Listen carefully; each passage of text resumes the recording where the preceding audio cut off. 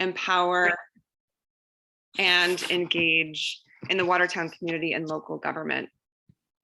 For anyone who is already familiar with Watertown Forward, you may notice that there is a new face hosting this meeting. And I would just like to take a moment to honor the work of my predecessor, who is also here today, Emily Damon. She has been just such a tremendous leader for this group for almost 2 years now, and she is moving on to bigger endeavors in Seattle, and we wish her all the best. She has worked truly tirelessly to guide us into this new chapter of work. So speaking of work, as many of you know, Watertown Forward's work really began by lifting local voices in the city's charter review, which was voted on and passed in last November's elections.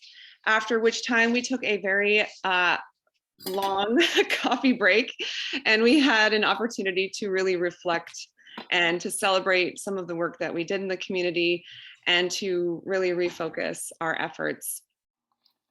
And so during that time, we held a community forum to really gather ideas and some feedback from the people who knew of us and attended some of our events. And many expressed appreciation and support for us continuing our work beyond the charter review process, while staying true to our mission. So that is what our goal is. With our roots in the charter, it made the most sense to really begin by following the development of certain key charter amendments that passed, while also remaining open to the potential to really expanding into new areas of city government as time and interest allows.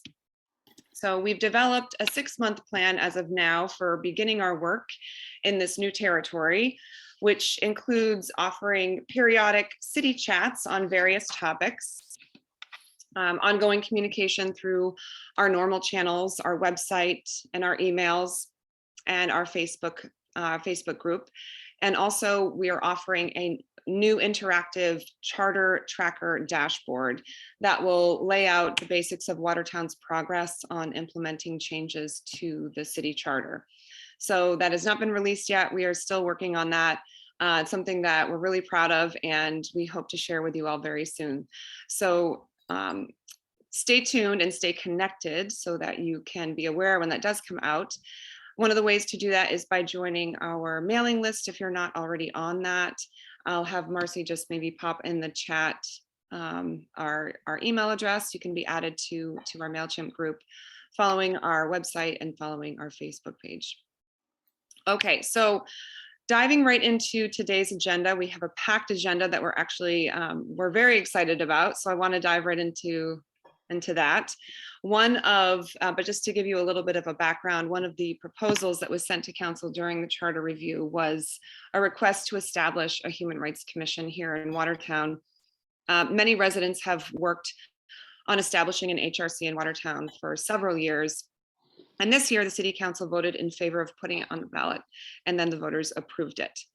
So that brings us to today's meeting, and we will be focusing on the progress and the process of establishing a human rights commission in Watertown, which per the charter will be established by ordinance. So with this charter change, Watertown will join the 40 other Massachusetts communities in establishing an HRC.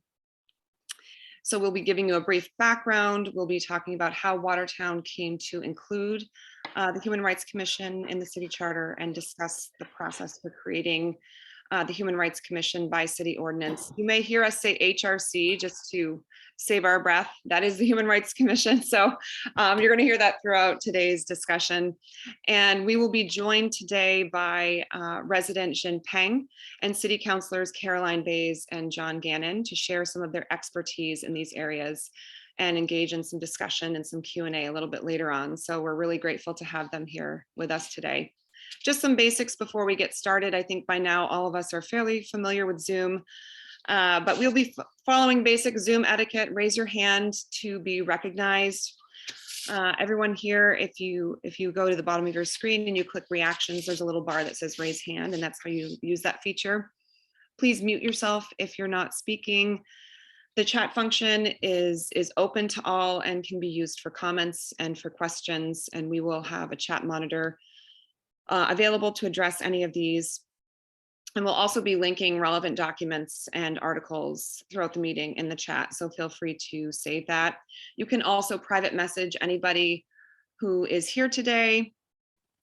So, you know, we try to keep the extraneous conversation to a minimum. So how's your dog? How are the kids? Feel free to private message people. Otherwise, feel free to share whatever you'd like in the chat that's relevant to our conversation today. And just keep in mind that if anyone does join us on the phone, they won't be able to respond to comments posted in the chat. I think, let's see, a couple other small pieces. Just in general, we ask that people bring their curiosity to these discussions and listen with an open mind and be mindful of the time so that we can all be heard. We may call on folks out of order to ensure that we're sharing the microphone and keeping things equitable. And today's meeting is being recorded. I think you all heard that very loud and obnoxious, "This meeting is being recorded." If you missed it, I just want to make sure everybody does know that this meeting is recorded, and we do upload those to our YouTube channel for people to watch in future, because they are very interesting. And sometimes I like to go back and reference, what did she say about that?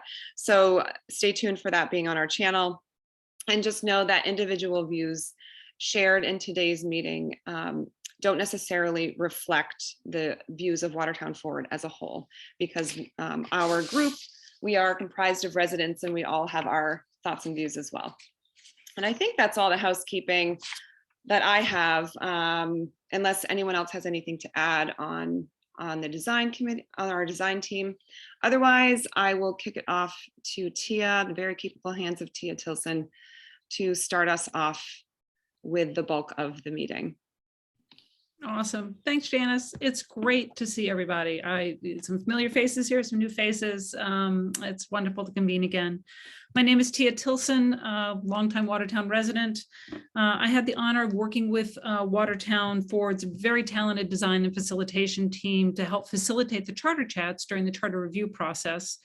And I'm delighted to join Watertown Forward again to continue the community conversation about how our local government works. And, you know, while I'll be facilitating our conversation today, this has been a collective effort to, you know, bring us together. And I just want to give a shout out to Janice, who's going to be helping fly the technical plane of our Zoom platform today, perhaps with some help from Emily Damon, Marcy Merningham, who's going to be monitoring the chat. My thanks to you both, to all of you, for your partnership in this effort. So our focus is the HRC, and I don't need to explain what that is. Thank you, Janice. And this is one of the charter changes that was approved by the voters, and it was to establish a Human Rights Commission, an HRC, by ordinance by June 30th, 2023. And we've got some great expert speakers with us today, and we're going to start today and introduce and welcome City Councilor Caroline Bays and Watertown resident and community leader Xin Peng. And Caroline Bays and her husband Bill raised their 2 children in Watertown and have lived here for about 25 years. Social equity and combating racism have been a lifelong mission for Caroline. She's been a Watertown City Councilor since 2018. And she's pursued local efforts to address inequities in our city, while also working on statewide efforts to reform our criminal legal system. She was a chief proponent during the charter review process to include the Human Rights Commission in Watertown's Home Rule Charter, and authored the provision that eventually led to including the HRC in the charter. Xin Peng lives in Watertown with his husband Dylan. He is a first-generation immigrant interested in promoting equity and inclusion with a focus on AAPI, Asian American Pacific Islander populations, and establishing solidarity between AAPI populations and other underrepresented groups. He's an engineering manager for a local tech company and a part-time yoga teacher. So welcome to both Caroline and Xin. We're so grateful that you're here today, and thank you for joining us. And for the next, bit of time, Caroline and Xin will provide us a background on what an HRC is, how it looks, how it could work in Watertown. We're going to have them speak one right after the other, and then we'll open the floor to questions, questions for both of them. And this won't be the only opportunity for questions during tonight's gathering. We will then introduce our next speaker, who will speak briefly, and then open the floor for a larger time. So we want to get a chance to get everybody to weigh in. We knew that as we were getting our heads around this, we had tons of questions. So we're just delighted to have you all here. So Caroline, I'm going to kick this off to you, hand the Zoom microphone to you, and hand it off to you to give us some background on how an HRC got established here, how we got to this point in Watertown. Sure. Yes, thank you for inviting me, and I'm happy to be here. So why do we have a human right? What is the reason behind establishing an HRC, and why put it in our charter? So the first thing is, after, the summer of awakening to the atrocities that are stemming from racism in this country that I think we all experienced. And as a town councilor, I felt like I needed to do whatever I could in my power to address these inequities. After the whole George Floyd, horror, the urgency became even greater for me, and I know for everybody else in our community. But the possibilities also became more and better because so many people were suddenly aware of how deeply embedded racism is in our society. So after thinking about how to proceed, one of the things that I did was to reach out to people in the community and ask for their stories. Any stories they wanted to share about racism that they had experienced or that they had witnessed.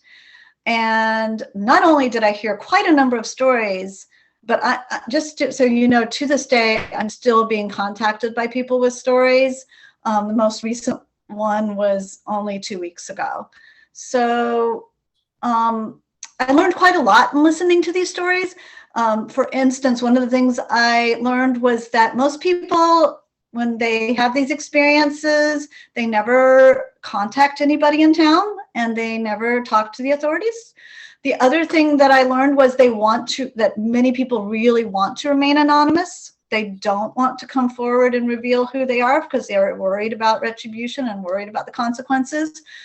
But probably the worst thing that I learned, and the thing that horrified me the most from all these stories, was that when people did come forward and say what they had experienced, they were often told, not always, but often told that they were misinterpreting intentions, that people really didn't mean anything by it.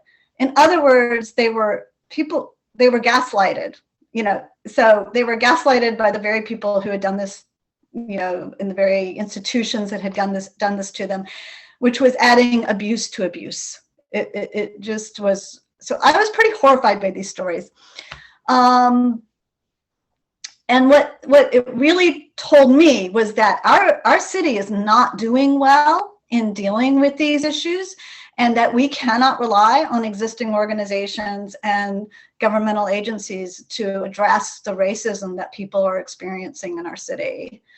I always wanted to create a Human Rights Commission. I always wanted us to. I was aware of the prior efforts to do so.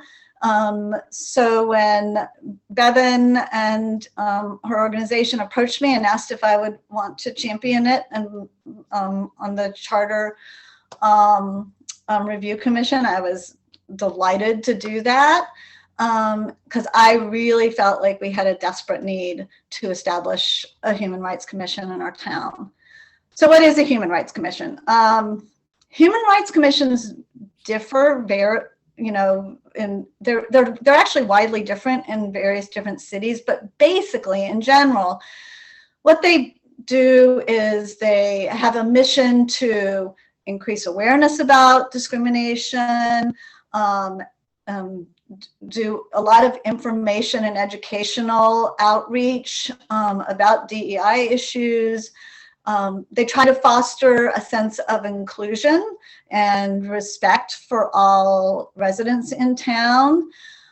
They can investigate incidents of discrimination and racism. They can, which can include, complaints about housing, public entities, employment, and just all the different things that people encounter on their day-to-day life. But there's a wide variety of HRCs throughout the state. I collected a few mission statements. I decided to use Arlington's because I felt it kind of was very, very much like a lot of them. It says the Arlington HRC exists to advance issues related to the fair and equal treatment of town residents and to address complaints arising out of these issues. Central to the HRC's mission is to work collaboratively with other Arlington community groups to celebrate the ever-changing makeup of our town and to emphasize through educational outreach the dangers of intolerance and to encourage and bring about mutual understanding and respect among all the people within the town. So this kind of goes to all of those things that I was defining in HRC. Cambridge also has one that's a little bit more legalistic and very far-reaching, and they actually identify themselves as a law enforcement agency. Cambridge says the commission protects the civil rights of residents and visitors to the city. It enforces two ordinances, the Cambridge Human Rights Ordinance and the Cambridge Fair Housing Ordinance. In operational terms, this means the commission is a city law enforcement agency that investigates and adjudicates complaints of discrimination in the areas of employment, housing, public accommodation, and education. So there's two different ways of going about it. That kind of gives you a flavor for how different towns sort of tackle developing an HRC. Belmont and Boston's is much more similar to Arlington, and they say that they refer any incidents to relevant authorities, which a lot of them do. And they're not like Cambridge, which actually adjudicates complaints. So in the past, and you'll be hearing about this later, we've tried and we have not been able to establish one to a Human Rights Commission. So in an effort to ensure that that never happens again in Watertown, a bunch of citizens and I felt like it was important to make sure that an HRC was actually included in our home rule charter. And I know a lot of you are involved in the home rule charter process, and so you all probably know by now that the charter is our constitution, and we were revising it last summer, and we decided that we could include an HRC and we would never have to repeat the failure to establish one as we had in the past. But I felt it was important, even more so because doing so says something about who we are as a city, how important human rights are to us as a community, and it highlights our efforts at creating a just, fair, and equitable place to live. So I did a lot of research looking for something what other towns had done in their home rule charters. I actually couldn't find much, lots of regulations, and it was included in boards and commissions, but nothing that really made it stand out. So after not really finding what I was looking for, I just decided that to propose including it under the legislative branch section, which is the city council section, and simply including it as one more section, and which is now section 211, and it simply says, Human Rights Commission. The City Council shall establish a Human Rights Commission by ordinance. And as was mentioned, it was actually separated out from the charter, from the whole charter, and it was passed by the citizens of Watertown. So to my knowledge, we are the only city in Massachusetts who has separated it out and elevated the Human Rights Commission above all the other commissions and boards the way we did.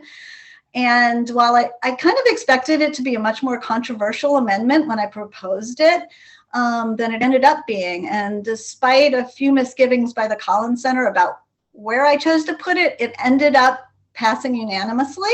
So first of all, a huge shout out to John Hecht, who gave a strong and eloquent defense of where it was put, and also just to the whole Charter Review Committee, several of whom are here tonight.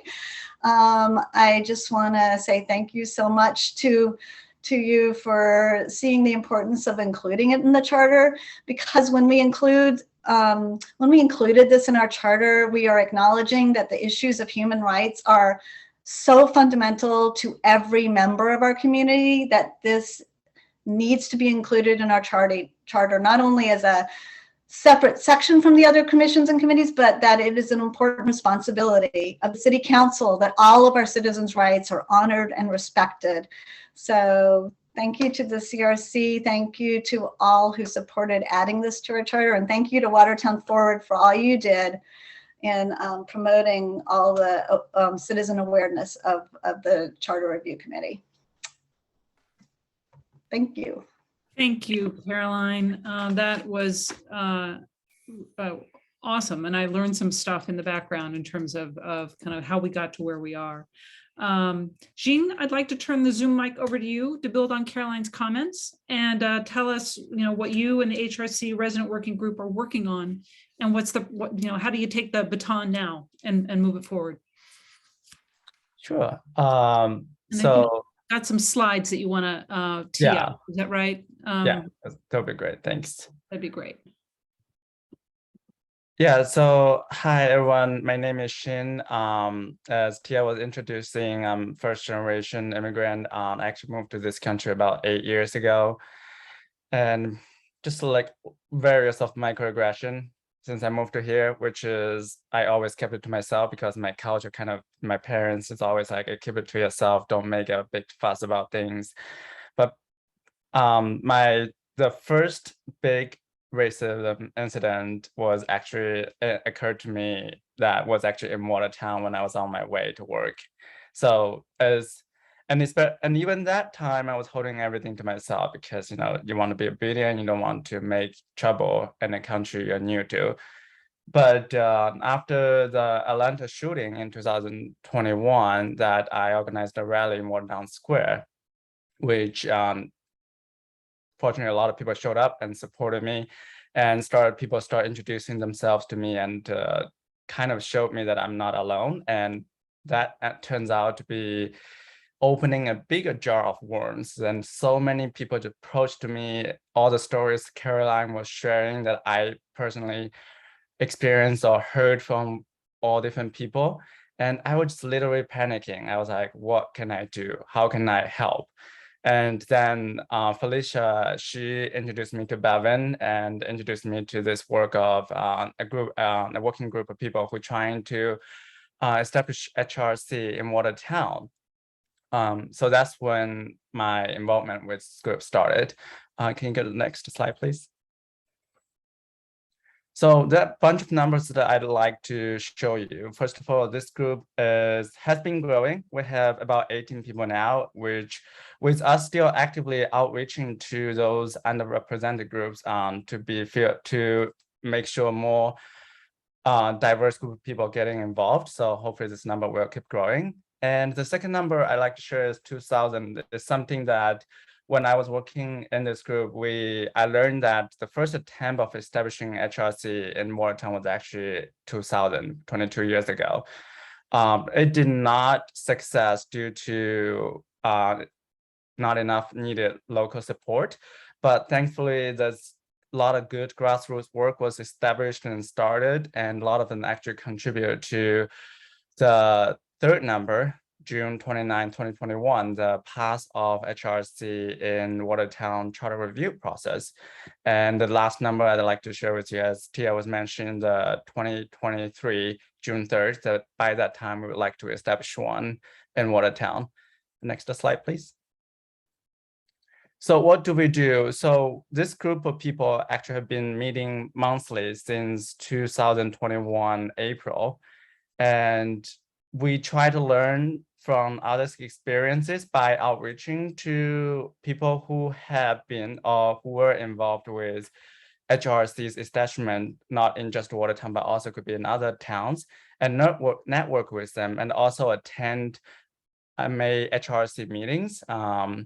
Especially I found that has been quite beneficial, and for someone who is new to this country or who is new to activism, that has been quite, I'm just feeling like absorbing a lot of knowledge from those experiences. So we appreciate being part of that. And we've been also actually meeting with, reaching out and meeting with council members and other community leaders, so we can include as many as people into this establishment and just try to listen from everybody, and making suggestions for a future Watertown HRC.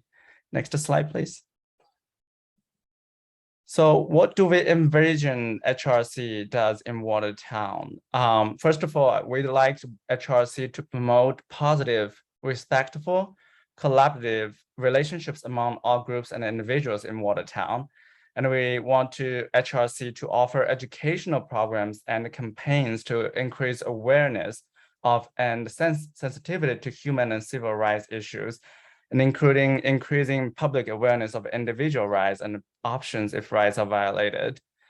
And we want there to be some organization, and HRC will be that role, recognize, highlight, and address issue of discrimination as it arises, as Karen was describing. So in the future, when people got involved in that kind of instance, they at least they feel they have a place to talk to and they'll be taken care of, instead of feeling that they're not being taken seriously.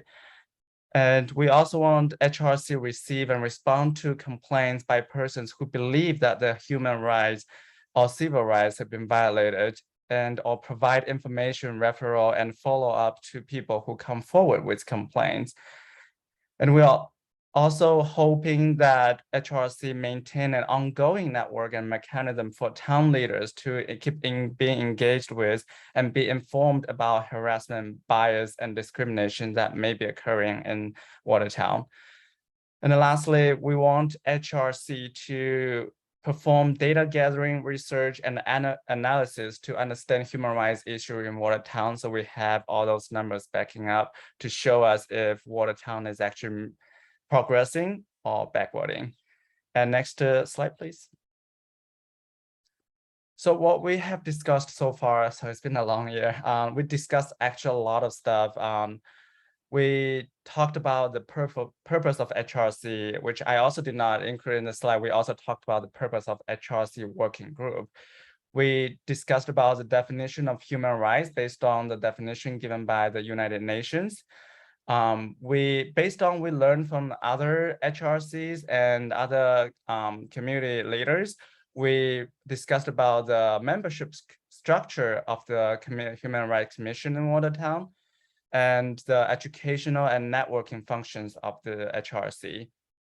We also talked about the complaint process, which I briefly talked about in the last slide. And we also discussed about how we can hold HRC accountable in Watertown and ensure the HRC is well supported and meeting the needs of the community in a sustainable way. I think that's all for me. Thanks a lot. Thank you, Jean. That's so helpful. I really appreciate that. With kind of Caroline and Jean kind of giving us a kind of foundation, some basic understanding of it, I want to open the floor to questions, what your thoughts are. I see Louise got her hand up. As people kind of reflect upon what they've heard and think about, what are you curious about? What else would you like to know? Louise, would you like to get us started? Yes, thank you. Thank you, Caroline, and thank you, Xin. Those were both really informative presentations. Thank you so much. So I'm a member of the group that Xin talked about, and I just wanted to ask Xin, or if he wants me to answer, what is the MAHRC? Because this is a very important group. Do you want to speak to that, Xin? Or would you like me to? Thanks for that. Louis, you can clarify that since you've been the main person going to the MA HRC meetings and Okay. bringing all those knowledges Alright. back to the group. Thank you. Yes, thank you. So I think it's important for everyone to know about this group. I don't know how many years it's been around, but it's a convening of many of the towns who have HRCs or similar kinds of agencies or functioning groups in their town. And they meet monthly and they discuss what the issues are within their own HRC, what the challenges are, what kinds of things they take up, what their methods are. And it's just an enormously wealthy resource for us and for anybody getting involved, because we don't really have to reinvent the wheel in a way, because it's there, and so many of the people there have been helpful to us in sharing their experiences and how they handle, as Caroline was talking about, the complaint issue, whether it's through a more informal investigation and support and referral, or whether it's through a more legal adjudicative approach. So just to say how useful that organization is, and also, and any one of us can attend if you'd like to dip into the world of HRCs to see what really goes on in them, what they can do, what they can't do, and have some of them have struggles within their own communities around there, even though they've been formed. Sometimes there's some pushback against them. So I think it just was important to mention that. So thank you, Xin. Thank you, Louise. That's helpful. And I suspect somewhere along the line, yes, Marcy's just posted a link to the MAHRC in the chat. So along with other resources in terms of communities and their HRCs. So want to point out some of the resources in the chat. Emily, you've got your hand up.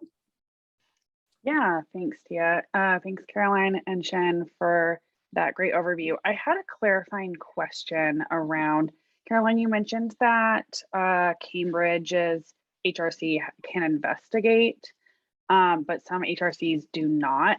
And I'm getting a little bit ahead of myself because I know we're gonna have a conversation around ordinances soon, but as an ordinance, as we're passing the HRC through an ordinance, would that give the ability to have an HRC be a law enforcement entity, or is that outside of the scope? I'm just trying to understand the scope of the HRC within the ordinance process. I don't know if I asked that, clarifyingly, but. I think I understand it. However, I'm not a lawyer, but we do have a lawyer here who who might really be able to answer that, the legalities around that. I do know that I've asked around about the Cambridge one, and I think some people don't feel like they have the rights to do that. Cambridge being Cambridge is like, we're going to do this. But I think John might actually know better than me the legalities behind it. And then I think Nicole also has a comment as well. So John. Yes, thank you. So I've worked with a couple of HRCs in the many towns I work with. I'll talk about my bio later, but basically my day job, I'm an attorney representing numerous cities and towns across Massachusetts. And I worked for 6 years as Somerville's city attorney, had a large staff so we could have attorneys to research these things. Somerville had a similar setup to Cambridge, where it was an enforcement agency. So it's just a choice of policy procedure, how the sponsors, how the folks, how we all decide eventually, and as a committee, as a council, what's the right choice, whether to start in as an investigative agency or get there at some point, or it's really a policy call. But the legal elements are, there's nothing, they're tried and true, and some have fine structures and Municipal fines can go up to $300 per day for each offense, and continuing offenses. So there's not a lot of HRCs cannot create a criminal offense that has something that would have to be established by the state legislature, but they can impose fines. Some groups have the power to subpoena to require someone to testify under oath before the commission. Some have different structures of more or less facilitating and gathering, but even within the investigatory element of the Somerville HRC, I was tasked with finding ways of dealing with problems that had come up. For example, we had 2 situations where patrons of a restaurant were treated horribly based upon both gender and race on different circumstances. And one of my suggestions was that the matters also be referred to the City License Commission, because the toleration of these incidents within the restaurants showed poor management of a restaurant, and a alcohol license violation could be found on improper management, and that was one of the tools that was used. So I was brought in to talk about different methods of dealing with situations, and beyond, there's definitely a public shaming element that resulted from those two restaurants because of the horrible treatment they gave to these patrons. So it sounds like, John, that depending upon how the city sets it up, that there are ways that they work with their city attorney for enforcement if they choose, if the HRC is set up more on the legal side. Right.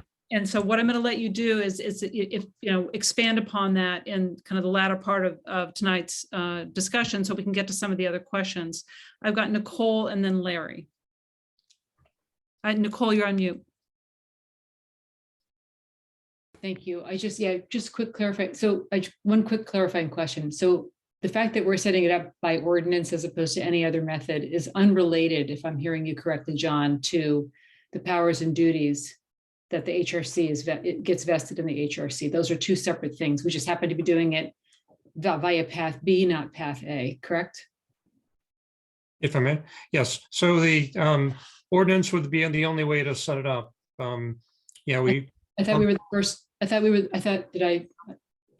Carolyn, you said we were the first to be doing it by ordinance. No, not the first doing it by ordinance. The first to put it in our charter the way that we did. I misheard. I thank you. So I really misheard that. I apologize and thank you. Sorry, maybe I didn't state it clearly enough. No, it's probably my ears. I was trying to figure out how did those other towns make one in that case. So thank you for clarifying that. My only other, the question I was going to ask before you went into it, John, was just roughly, originally it sounded like maybe it was just Cambridge, then Cambridge and Somerville. Do we have a sense of the cities that have such an organization? How many lean toward the enforcement agency versus more the community facilitation, exploration, learning, what all that kind of stuff? Is it 50-50 or 90-10 or? Sounds like Louise might have some comment on that. Thank you. I don't have a statistic, but it's by far overwhelmingly that they do not have legal authority for a variety of reasons. Thank you. And sometimes when they start off that way, it gets stopped for some reason. Okay, thank you. Larry? Hi, thanks. Maybe this will come up later, but given the goals of HRCs and what we're trying to do as a community, why we have this in the charter, as Carolyn so helped us understand. I'm wondering, and I know that some communities and some institutions are using interesting processes and techniques like restorative justice circles and mediation, and ways that people can talk with each other respectfully, can solve problems, can work through issues without going the legal route. I wonder if there are other HRCs that you might be familiar with that are using some of these techniques that help people communicate and respect each other, and also deal with an issue that's very hurtful to people. Anything? Question addressed to the crowd or the Caroline, it looks like you've got some viewpoint on this. So I do know that, and I did not read it because I did read their page, but I didn't read it actually on their Human Rights Commission page. But I do know that Arlington uses a lot of restorative justice.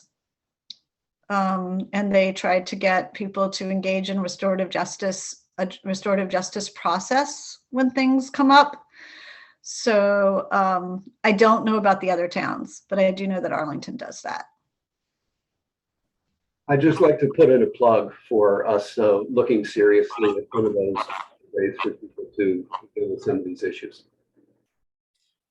I can speak that the few that I've been familiar with through representing them as council, each of them have some kind of element of restorative justice. I mean, that just because it's an adjudicatory situation or less so, each of them has the power to come up with a method of resolving something, including restorative justice principles, tactics. Terrific.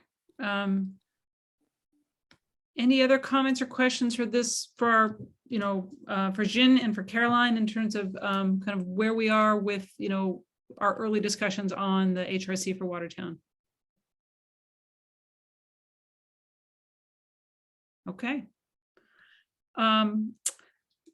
Let's turn our attention. We've got a good basis. Let's talk about the nitty gritty. I mean, we're already kind of wrestling down, the kind of the legal adjudicatory process versus kind of the more of a I don't know what to call it, a recommendation process, or Jin's slide was, kind of a promotion, recognition, education process. We've got some basic understanding.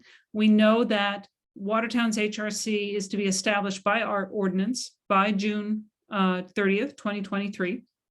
And City Councilor John Gannon is the chair of our Rules and Ordinances Committee. He's already given us a sense of his background, 6 years as Somerville City Attorney. He's an attorney with over 25 years of experience in municipal government. He was worked with 100 cities and towns across Massachusetts. He has been a longtime Watertown resident who's served as our city attorney as well, city councilor since 2020. And when he was our town attorney, he served as Watertown's first Americans with Disabilities Act coordinator. So John, thank you for bringing all that experience with us tonight here today to help us understand more about what's an ordinance. And, so we know we're going to work with an HRC and it's going to be established by ordinance, but, how does this work? So I'm going to turn this over to you to give us a primer. And then I expect folks are going to have questions. So thank you. Yes, thank you all. And I should note that I pushed to become, when I was given a choice by a council president Sedaris of which committees I would like to serve on, I did request to serve on the Rules and Ordinance Commission just for this purpose. I wanted to see the Human Rights Commission successfully established. So I had that, and that's based upon a long time basis on civil rights, civil liberties, and human rights that basically growing up as a kid through college, law school, and the like. So I've represented cities and towns solely for my entire legal practice, well over 25 years, and happy to address this audience. And I also should state that I've spoken with some members of the HRC working committee with Bevan and with Sarah Zone about structure of other HRCs I've seen in other communities I've worked with. But let's talk about the city ordinance process itself.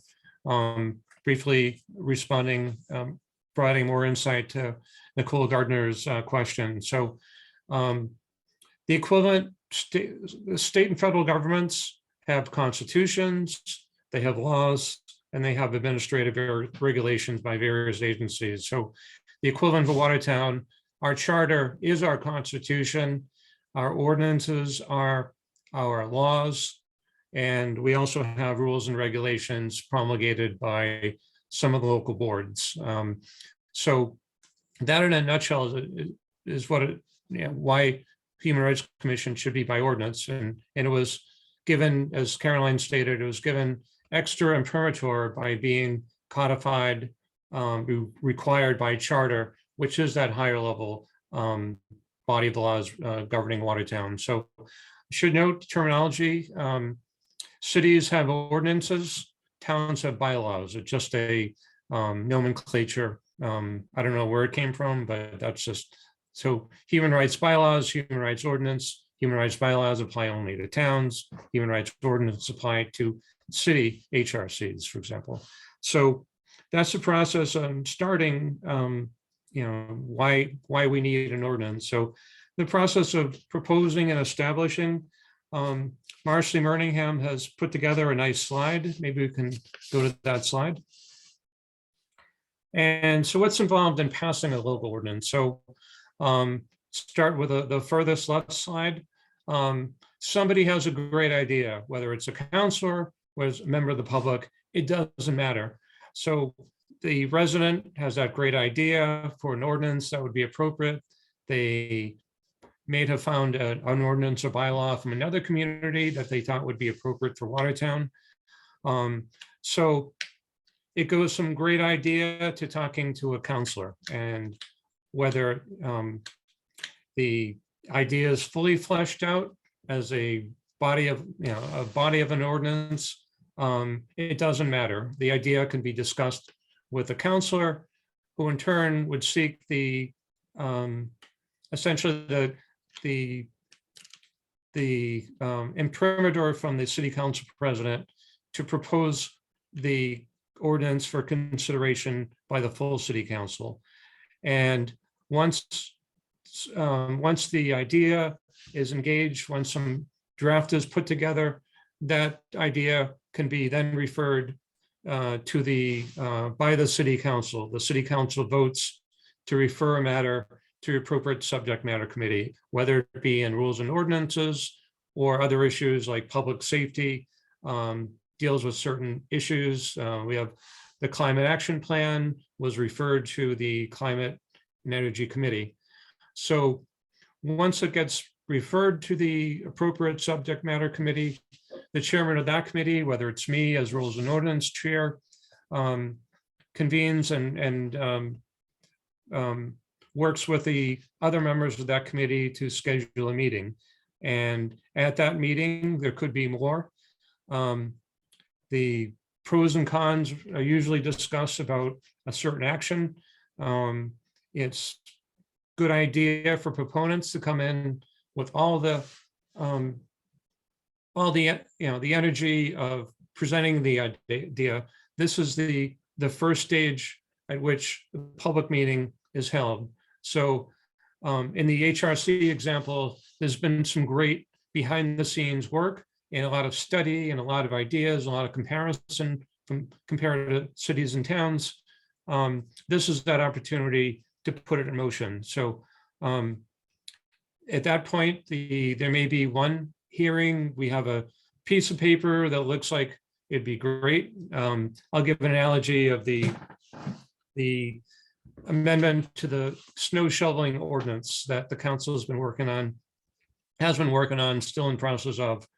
And that amendment pertained to requiring residents to shovel their sidewalks. So a prior incarnation that's presently an ordinance, the only companies, business entities had to shovel their walks. So that doesn't help those of us pushing a stroller, folks in wheelchairs, anyone to get through this mound of snow that's on a non-business property. So that concept had been going through a couple of meetings and a lot of public engagement. In this case, Human Rights Commission, whether it be appropriate to hold the hearing in one meeting, 2 or 3, it doesn't matter. I mean, there's a lot of there's a lot of input taken, but until the 3 members of the committee feel confident that they're ready to issue a final report and pass it on to the council, it doesn't matter how many, it may take a few, may take more than a few, but at the end of the process, someone will move to either to decide that this ordinance is ripe for referring to the full city council.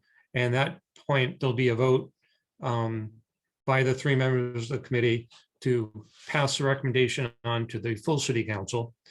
And then once it goes to the full city council, there are basically 2 readings, public reading at the full city council, and there's another meeting to actually discuss the topic at hand. And in that case, as I stated before, the committee should be ready. The committee sponsors, the ordinance sponsors should be ready to come in full engaged. All the people that worked on the underlying comparison of human rights commissions should come to that full city council meeting where the vote will be taken. So want to be there to address any, every, and all question asked by any of the 9 counselors. So so that's important to have people ready to testify at not only the committee level, but the full council when that does take place. So hopefully there'll be a positive vote, and in which case that ordinance will be added to the city code of ordinances, and it becomes an ordinance. It becomes law for Watertown. And in that case, the next steps for Human Rights Commission or any other commission, the appointment of members of this commission. So that will be a task that will town manager, city manager, I should say, would post advertisement seeking however many members of, in this case, the Human Rights Commission is decided by the ordinance. And I've advised along the way that a reasonable number of people will be members. I've dealt with, the Somerville Human Rights Commission had like something like 15 members and a 21-member advisory committee. It's just too untenable. It's hard to muster a quorum if you have a ginormous amount of of members. So those are considerations I passed on to Bevan and to Sarah, the mechanical things like that. So at that point, the members are interviewed by the city manager, and the members are also vetted at the committee level. And it's generally would make sense that the committee that decided on the ordinance for the HRC review have quick interviews with the members of those recommended for the council, for the Human Rights Commission by the city manager. Quick process. And then the very first meetings will be held, at which there'll be a chairman elected and a secretary, and basically the mechanics of it. And I would recommend, I think I might have said so to Bevan, that in order to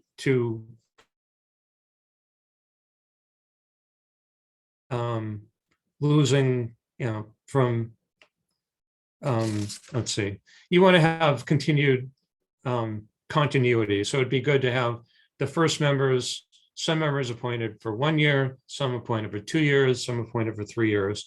So you're not changing the entire makeup of the board at every single year. So it's good to have staggered terms, and then basically they become 3-year appointments afterward.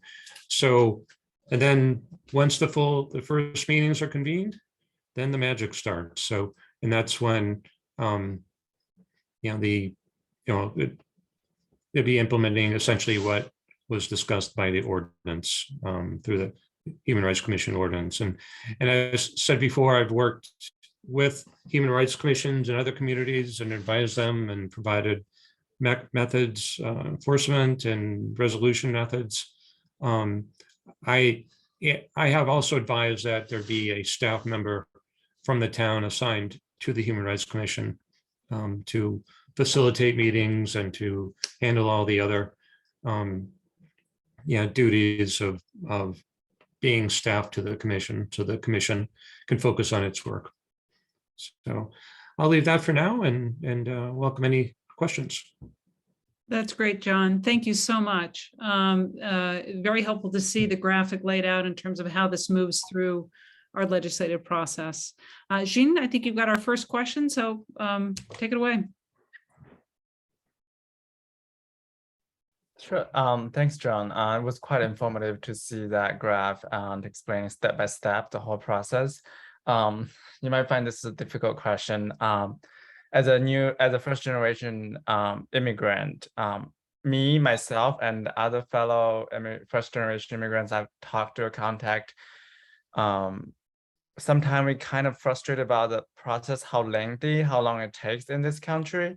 That sometimes contribute to what Caroline was sharing earlier. Sometimes the victim doesn't bother to share the experience because they feel like, why bother? It might be 3 or 5 years later, the changes come, but why do I bother? Why should I bother? So, I mean, I understand the process is sometimes needs to be that long. It's necessary to make sure it is inclusive, it's equitable enough. But before the ordinance was enacted, is there usually any kind of other flexible, quick actions being taken to, for all kind of situations, but especially when it comes to racism incidents, being much quicker actions being taken to protect the victims or help them out, especially when it comes to possible retaliation? Sure. I mean, in that situation, if it's immediate threat to safety and body, then the police department would be appropriate to intervene, because, no Watertown committee meeting every once a month can be responsive immediately. So yeah, I mean, that's really the only thing I can recommend. They are 24/7. They respond when a threat is made against a person. Perhaps some of our other counselors have some comments on this. The question being, while this ordinance is going through this lengthy process, what mechanisms of redress, or how can we provide support and reaction? So Caroline, did you have your hand up? I couldn't tell. Yeah, I did. I was just going to ask Councilor Gannon, what if it's the police that they're talking about? Okay, then that's, and I meant to say that we as counselors are available to discuss these immediate things. And if it's an issue involving a town city employee, then hell yeah, if I get a call like that, I'm jumping into action to determine what has happened. And each of us, I think, has dealt with individual circumstances like that. So we are always available for constituent issues. And we are charged as our being your elected representatives of being the ombudsperson, the person who intervenes, to the extent that we're able to. And as my career in municipal law, I've a badge of honor for me is being a bureaucracy buster. I've been able to reach resolutions that would be daunting to other folks. So a lot of us, take pride in doing so. Thank you, John. I think Merle's got a question, and then Louise, and then Jackie. This is in your role, John, as the chairman of the committee.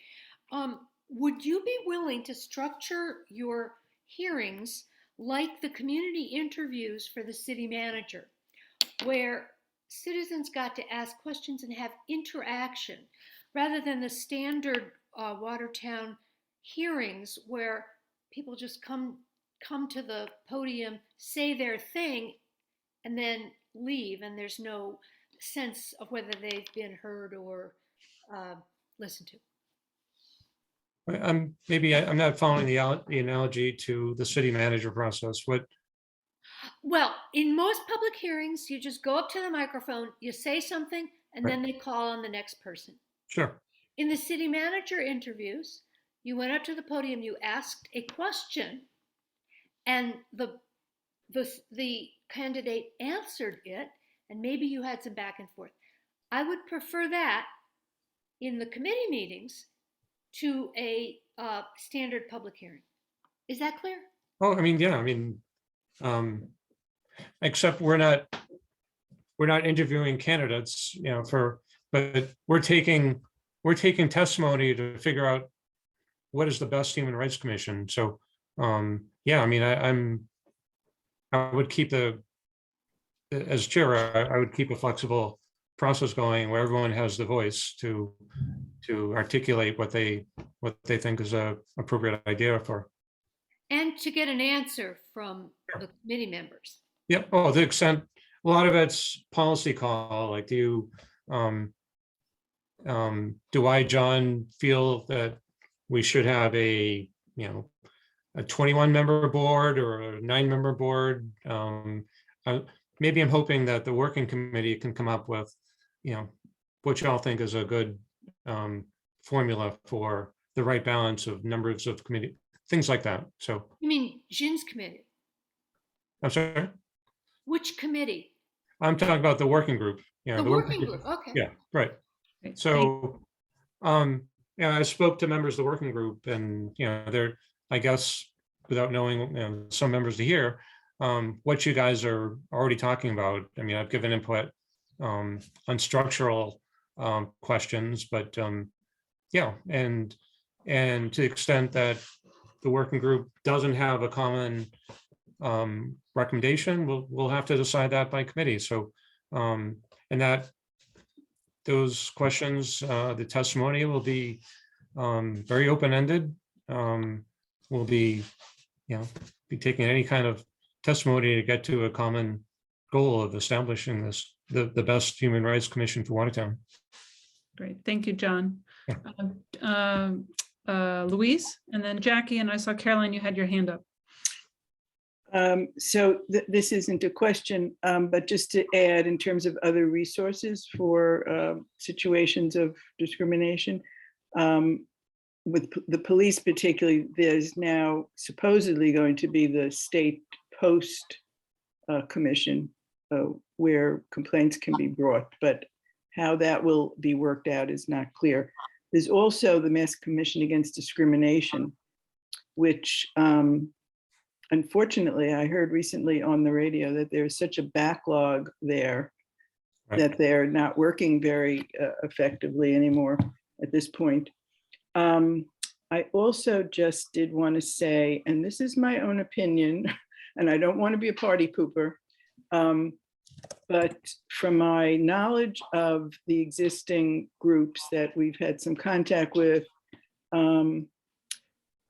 it often turns out that their major function is not dealing with specific complaints. The educational function, the networking function that they provide in town, I would say is more dominant. And that may be because, as Caroline was saying, people don't want to bring their complaints forward. And so that's a challenge, I think, for the commission in terms of trying to figure out if they can create some kind of mechanism whereby people can feel more safe and that there's confidentiality in some way about their complaints. So that's where the creativity, I think, will come in for the commission. And I also did want to say that, yes, the working group that Xin and I are part of, the different topics that he articulated that we've been discussing, that eventually our plan is to make recommendations to John and his committee, and then it will be up to them to make the decisions. But yes, having studied the matter to some degree, we will make recommendations. Thank you, Louise. Jackie, Caroline, Nicole. Yeah, just along that same vein and in response to what Chin was saying and asking, I feel like the HRC is going to be whatever they get pushed to be on some level. I mean, some of it's ordinance related, but some of it is, will the HRC be super committed to publicizing things that they're hearing about, finding creative ways to, go against the usual way of covering up things so that people aren't aware of how really bad, and supporting people by, if we have to keep them anonymous, but but I mean, my point is that, is there going to be a mission among the members to, it's partly being creative. It's also like, how much do you really want to try to solve this and make it public? Because that's the only way we're going to solve problems. Or we might end up just being a token, committee that does some quote education, which I'm not saying is not, alone it's fine and it's needed, but I'm hoping for, beyond the ordinance level, or if it can be in the ordinance in some way also, but just that commitment to break that status quo of covering up, that's all. I Thank can follow up with that. The open meeting law and the public records law do apply to the Human Rights Commission once it's established. So the committee cannot meet in, closed session all the time. The agenda has to be stated, what's going to be taking place. So there are safeguards of keeping the process open already built into the public records law and the open meeting law as well. That's great, John. Thank you. So that element of transparency is already built into the law. And then, that also, it sounds like a commitment to transparency on your part in response to people bringing testimony to the committee as well in terms of responding. Sure. Caroline, Nicole, and then Marcy. I'm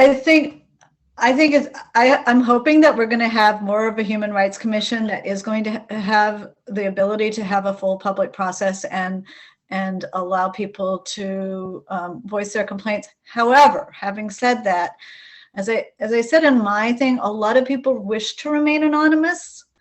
And sometimes if you don't give them, so there are some human rights commissions that allow an anonymous process for the complaint, so that at least the Human Rights Commission understands that there is an issue somewhere. So you might not be able to bring it forward in the same way you can if people do decide to bring something forward. So I do want to say that there has to be, I think that there should be some capacity or some sort of mechanism for that we do put out there for anonymous complaints, just so that the Human Rights Commission knows there's a problem somewhere, especially if they get multiple.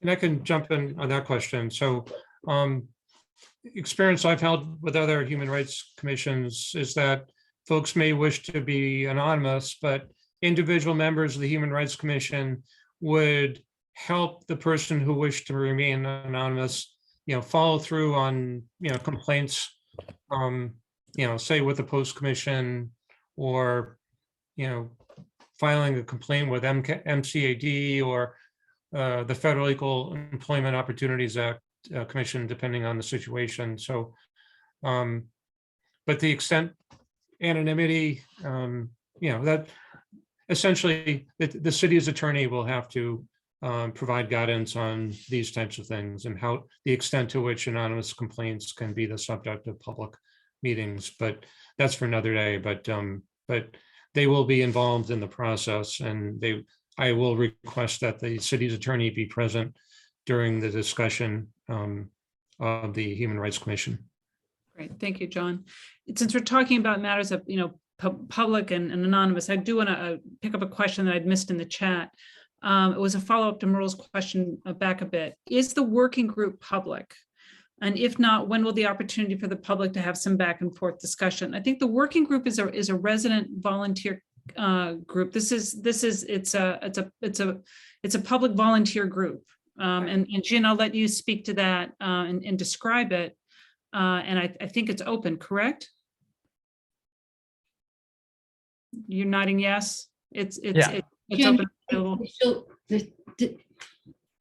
But no one knows when it is. Okay. Yeah, I mean, I'm not necessarily saying it should be. I'm just saying there should be some opportunity, Yeah. which I think was what Merle was saying too. There needs to be some opportunity for the public to be back and forth. So either that's the working group or that's the subcommittee. I think one of the things we discussed was eventually a lot of things will be public, but for now, because I think one of the discussion we had before was if the group we're trying to right now, we're more trying to outreach to the underrepresented groups. and bring Right. people together, discuss things, and keep it to a certain size that is inclusive and equitable enough, but also not too big enough that you get nothing done, like kind of Right. like a Congress. No, So that makes sense. eventually a lot of things will be public, right? Correct me if I'm wrong, Luis. Yeah, I don't think there's anything private about what we're doing. You know, people, it's word of mouth in terms of who comes to our meetings, but yeah, it you know, would be unwieldy to have, you know, huge numbers of people. Right. But we're not there to have a back and forth with the public. I mean, we are the Right. That's where I was getting confused. Yeah, with the we working have group nothing to versus do the with committee the- and Yeah, this is the idea generation process. You go back to that chart and there's like great idea, and then it's proposed, it is then introduced and then referred. This is the great idea stage, and there happens to be a working group working on the great idea, is the way I understand it. okay, Yeah. so at some point in the future will be the public Absolutely. sharing. It Well- goes through the ordinance process in the back and forth. So I'm gonna Okay, give this over thank to Nicole, who's I think got something to add on this point. I do on this, and then I'm going to go back for a minute also, and then I have a third thing. So, but on this thing, for sure, when that group of people who came together out of mutual interest and passion for making this change present their recommendations or an initial proposal for the ordinance committee to look at, all those rules and ordinance committee meetings are totally open. And by the way, you, Rachel Kay, could also say, hey, I'm going to sketch out what I think might be very important. Everybody and anybody can give input to that rules and ordinance committee. And when that group is speaking, those meetings will all be 100% public, posted in advance, and everyone is welcome and can contribute ideas and listen, et cetera, et cetera. So I think people should feel comfortable about that, and please share that, because I think it's very important that, the community does be able to give input. I also, going back, I want to really put a pin in this whole issue of privacy and confidentiality and raising issues. If everything must be public, like my hypothesis of why many committees don't hear anything from the people, and so they end up doing, I think, probably high value added work in terms of networking and education, but not that other piece. And then they don't really have a sense of frequency, pattern, types of things that are occurring, is if people don't have trust and they feel that they will be at risk by raising. So if we can't find a way for that to happen, an unintended consequence could possibly be that our Human Rights Commission isn't really as informed as it might be otherwise. I'm not an attorney. I don't know how to make that work, but if we were in a high trust environment, this wouldn't be an issue. I don't think we're all in a high trust environment at this point. That's something I think we should yearn for. So to the Rules and Ordinances Committee, I hope to come to all these meetings. This is something that I think some clever thinking and exploring what other municipalities, whether in Massachusetts or elsewhere, have done would be really worth it. Then I have one third thing to say, then I'm going to be quiet for a little while. Timing. One of the changes coming out of the charter review is that we, the council, are going to create a resident advisory committee on appointments to boards, commissions, and committees. And I think if that gets done, and I don't know where that stands or how that, I don't believe it's been kickstarted. I don't know if it's rules and I don't know where. I'm a new counselor. I'm still learning along with you guys. I love that slide and I screenshotted it. So yay. But I will say this, I would love for that to be completed prior to the appointment of the HRC, because it's one more layer, mechanistic operational layer, to bring in the voice of people who are meant to represent the many voices of our community. So to the counselors on the call or anybody else who wants to nudge us, I do well when I get nudges. That's something I think we should be thinking about the timing, because I think it may make a difference. Thanks. Thank you, Nicole. And one of the things that Watertown, Janice mentioned this at the outset, Watertown Forward is working on is I don't remember our name, but it's a charter change tracker. And part of it is where are we in the process? Where are we, Watertown, in this process of moving along on various changes like the Residents Advisory Committee? Marcy and then John. You're on mute, Marcy. I'm double tasking here. I just dropped a link into, did I? Okay, to the Residents Advisory Committee provision in the charter. That's in section 3.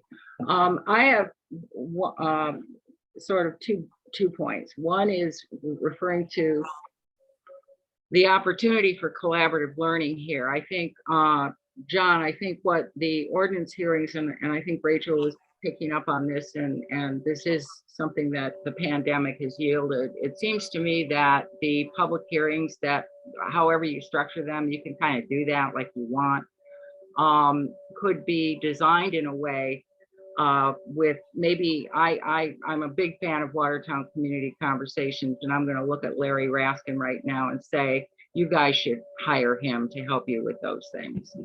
Larry and I have not, Larry didn't pay me to say that, but the way in which these hearings could be structured, where there is, to Merle's point, she raised it first, in a far more collaborative way, that appears over and over again in the charter in terms of two-way communication.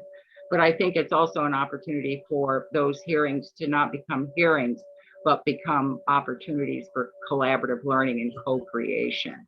Okay, that's one. Two, to Nicole, and I'm just going to list the points. Two, to Nicole's point, absolutely. Those records are public. I have spent a lot of time lately going into the city website. I think that there's a lot of progress that's been made. I think there could be huge improvements. I dropped a link earlier in that showed all the link to all the committee meetings, but you have to really work hard to find the reports to the committees. It's very hard to find those reports. And there could be a lot of improvement there. As an educator, I look at these as rich material, packaging it and putting it in a way that says, this is what we did. This is what they did. Great reports coming out of the budget committee, great reports coming out of rules, making that available in terms of that. My second point is really a recommendation, not so much on the website, but having spent the last 40 years working on issues related to civil rights and human rights, there are two key actors here that I think play a role, and this gets to Shin's point earlier. The Massachusetts Attorney General has a civil rights division, and they do a lot of work on this stuff all the time. They overlap with MCAD. And in addition, there are collective bargaining agreements that get into you get into these arcane territories of, if there are violations with the police, then you're dealing right there with the police, or the Teamsters with DPW. I mean, we have these great conversations, but we need to be fully aware that there's a thicket of collective bargaining agreements that you also have to address. And then, so there's the state, there's a collective bargaining agreements, and then there is the new manager coming in, and job performance, and the way in which we identify key performance indicators for gauging how equity concerns are embedded. They're baked into the DNA of City Hall and Watertown as a community.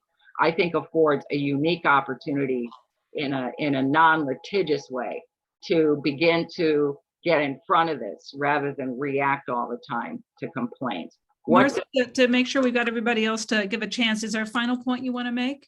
No, I'm just saying that there are both what's there that could be improved, and the creative use of the hearing process, the creative use of the website, and then mindful not just of the community group and the Mass MCAD, but the way in which these other significant actors, the state, and then how we go forward with job performance, could really articulate a vision of equity culture rightly understood. So there's some great state resources, and we need to keep our eye on the ball as we bring in our new city manager. Thank you. John?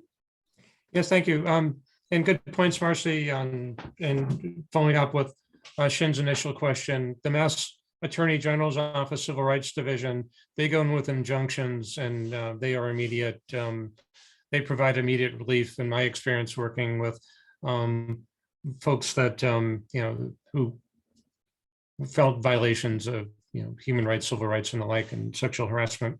So good opportunity there, and also looking forward to a city manager who will be more transparent and open and communicative. But speaking to the topic of communication, so in order to get buy-in from residents as well as get the message out to reach the underserved, I think the notification for the subcommittee from the Committee on Personnel and I'm sorry, the Committee on Rules and Ordinances should be as widespread as possible. And I think beyond the typical, let's just post the meeting 48 hours, hope people show, that's a typical open meeting law compliance. The very minimum is you have to post a notice at least 48 hours in advance. So that doesn't give a lot of time. So yeah, I worked with a lot of folks in this very room about,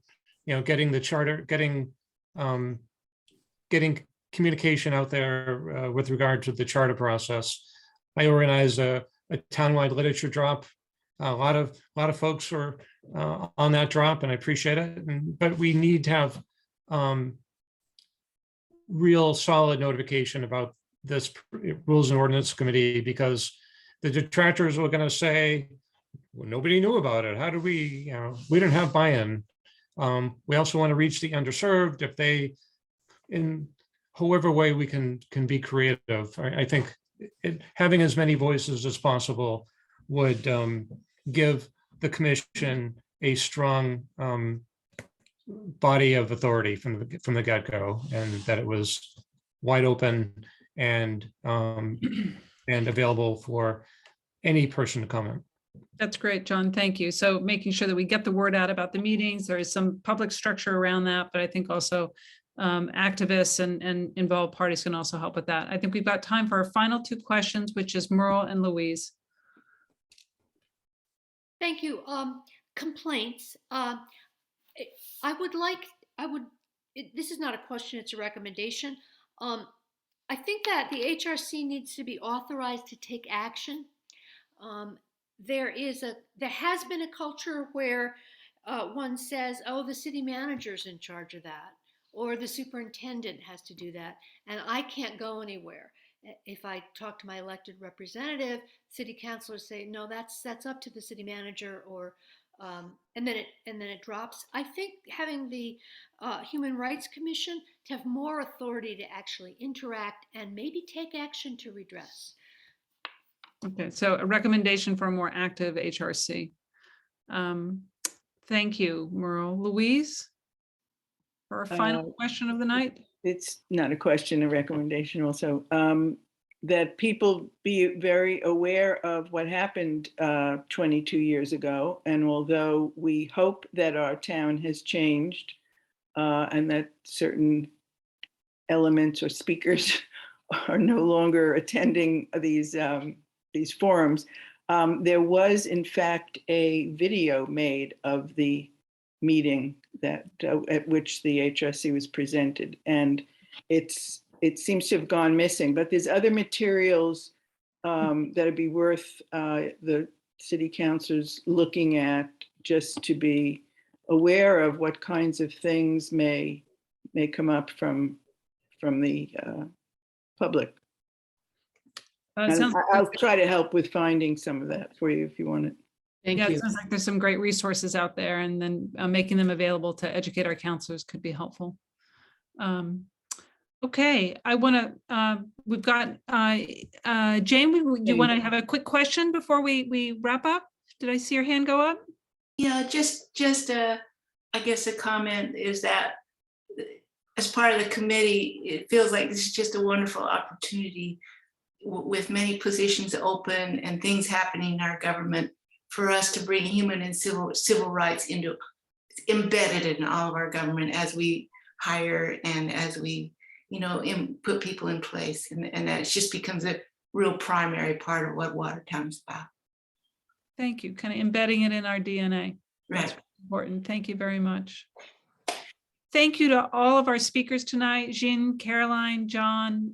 Really appreciate the insight and information and perspective you brought. Very helpful. This has been a very rich and insightful conversation. So thank you for everybody for bringing your your ideas, your recommendations, your questions. This has been just terrific. So that's my thanks to you all. I want to hand this back to Janice for any closing comments, and thank you. Thank you. I want to echo the sentiment. I thought Jane's final comment was a perfect way to close the meeting. A reminder, and I saw lots and lots of head nods on the screen at the same time.